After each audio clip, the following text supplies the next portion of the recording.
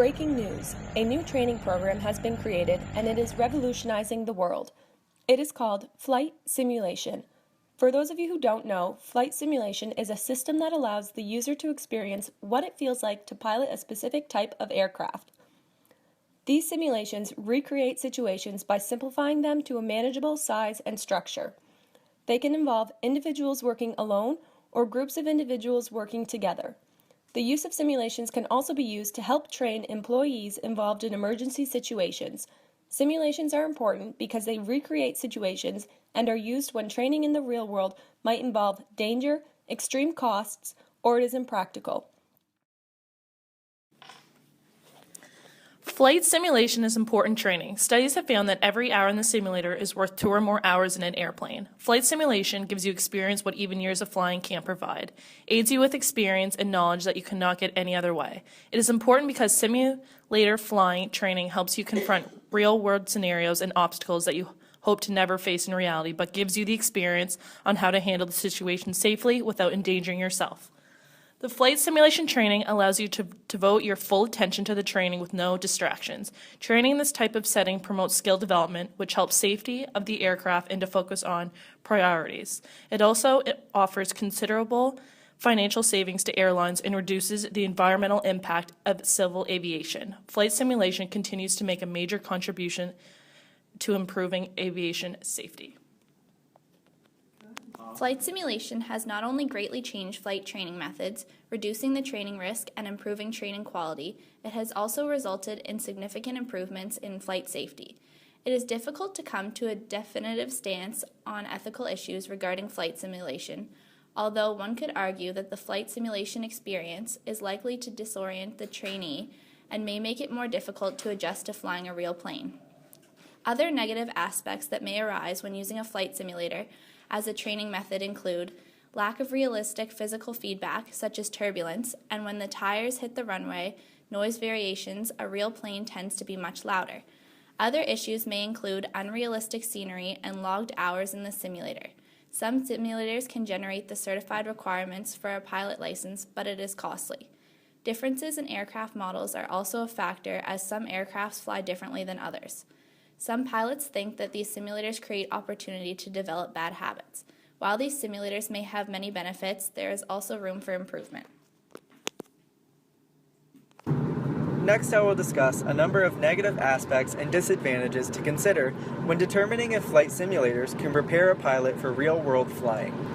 The first disadvantage is pre-flight checks. While flight simulation participants can just jump in a plane and take off, real planes require several pre-flight checks. Preparing the engine, gauges, and other checks are critical to a safe flight, which can take over an hour to complete. Next, pilots who don't use a yoke will be at a disadvantage when getting in a real plane. For those of you who don't know, the yoke of the plane controls the attitude of the plane.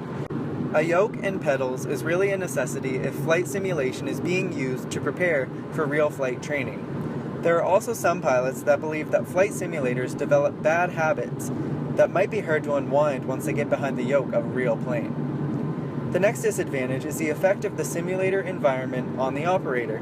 For example, in a simulated accident situation, we would not expect the simulator operator to experience the same stress levels as he or she would in a real accident. Also, if a student is doing a shorter flight simulation, it does not accurately reflect pilot fatigue or boredom experienced by pilots on long flights. In terms of cost can be argued as an advantage as well as a disadvantage. In terms of a disadvantage, flight simulators are a short-term liability as they have a significant startup cost. In addition to the cost of building a simulator, they have ongoing operation and maintenance costs. All in all, it depends on who you ask. Some pilots believe that there is no connection between flight simulators, which are used for off-the-job training, and an actual airplane, which is used for on-the-job training. One pilot even claimed that simulations prepare you for flying an airplane as much as games like Battlefield and Modern Warfare prepare you to be a soldier. However, others agree flight simulations prepare pilots in several ways. For example, flight simulation can help pilots learn the basic aviation concepts in theory. For example, navigation. Instrumentation is very close to a real aircraft when it comes to simulations as well. Simulations can help pilots learn to be light on the controls, which is an approach that avoids hard, sudden movements that could be disastrous when flying a real plane. In the long term, simulators afford pilots an opportunity to get familiar with flight basics without spending a lot of money. In order to get a license, pilots must have a minimum of 40 hours of flight time in a real plane with a certified instructor. We have contacted Luc Boris, a student who has graduated from the Mount Allison University Bachelor of Science in Aviation and is currently a certified pilot. We have asked him a series of questions regarding simulation training and how it was beneficial to his program.